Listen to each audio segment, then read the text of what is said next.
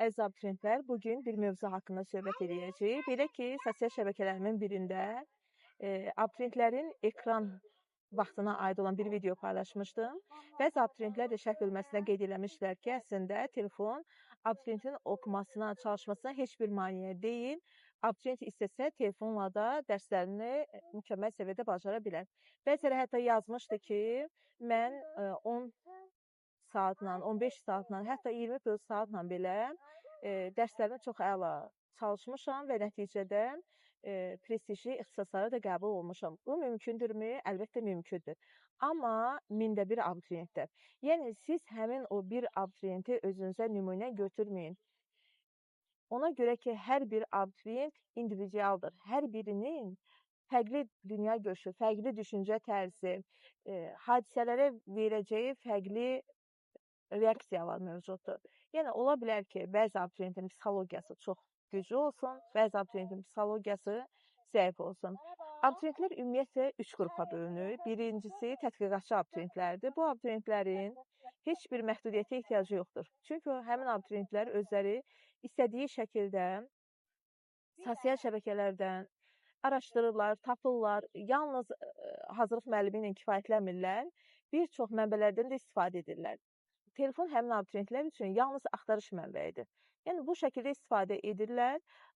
O, uşaqların telefon sürəsi çox olsa da, amma telefondan istifadə vaxtları tamamilə keyfiyyətlidir. İkinci tip abituriyentlər də qapalı düşüncəyə malik olan abituriyentlərdir. Belə ki, ətrafdan deyilən hər bir nüans, hər bir fikir onlara mütləq şəkildə təsir edir, şüuraltılarında formalaşır və fikirləşirlər ki, mən bunu bacarmayacağam. Yəni, qıraqdan deyilən hər bir mənfi fikrə reaksiya verirlər. Əslində onların yaddaşları çox güclüdür, sınaqlarda yüksək bal toplayırlar, amma motivasiyaları zəifdir, daxili motivasiyası zəifdir. Yəni, bundan ötürü onlar hər zaman valideynindən, müəllimdən, dostlarından, yaxınlarından motivasiya gözləyirlər. Yəni, daima istəyirlər ki, yaxınlarından kimsə onları təqdir eləsin və bu motivasiyanın sayəsində də yüksək bal toplaya bilirlər. Amma üçüncü tip abituriyentlər o abituriyentlərdir ki, onların məsələn mütləq şəkildə telefonu almaq lazımdır, telefona məhdudiyyət qoymaq lazımdır. Çünki onlar məcburi şəkildə oxuyurlar. Yəni, ya müəllimin, ya valideynin məcburiyyətindən oxuyurlar. Həvəs yoxdur oxumağa, sadəcə bir məcburiyyət var, sadəcə bir öhdəlik var bu tip abituriyentlər üçün. Birinci kateqoriyaya daxil olan abituriyentlər biz olsaq da, olmasaq da oxuyacaqlar. Ona görə ki, həmin abituriyentlərin daxili motivasiyası da çox güclüdür, şüuraltılarına kənarda müdaxilə eləmək çox çətindir. Onların məqsədi var, bir hədəfi var, hədəflərinə fokuslamağı bacarırlar. Amma ikinci, üçüncü tip abituriyentlərə biz kömək eləməliyik. Ona görə də həmin şərh bölməsində yazılan bir abituriyenti görməyin zəhmət olmasa, yerdə qalan həmin o 999 abituriyentə fikir verin ki, onlar necə əziyyət çəkiblər, amma istədikləri ixtisası bəlkə də əldə edə bilmədilər. İstədikləri ixtisasa qəbul ola bilmədilər və nəticədə də gələcəkdə arzu etdikləri peşədə formalaşa bilməyəcəklər.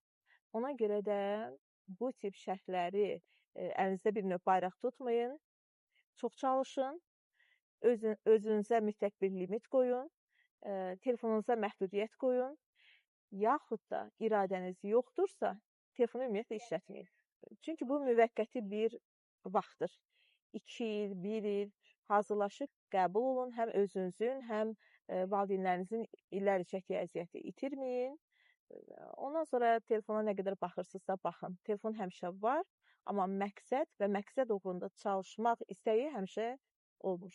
Biz müəllim olaraq ən çox 3-cü tip abituriyentlərin yanında olmalıyıq. Çünki onlar nəticəni tam görə bilmirlər, hədəflərinə fokuslana bilmirlər, iradələri zəif olur və nəticədə sosial şəbəkələrin bir növ aludəçisi olurlar və bu da dərslərinə mənfi təsir edir. Yəni, uşaq var ki, bir dəfə oxuyur, dərsi başa düşür, amma uşaq var ki, 10 dəfə oxumalıdır ki, bir dərsi başa düşsün. Daha çox araşdırmalıdır ki, həmin mövzunu daha yaxşı mənimsəsin. Ümid edirəm ki, bu söhbət sizin üçün də yararlı olar. Hədəflərinizi görərsiniz. 4 il sonraki özünüzü görərsiniz və bəlkə də bu sizin hədəfə daha yaxşı fokuslanmanıza kömək edər. Uğurlar hər birinizə, mən də gələcəyə doğru atdığınız addımlarınızda hər zaman yanınızdayım.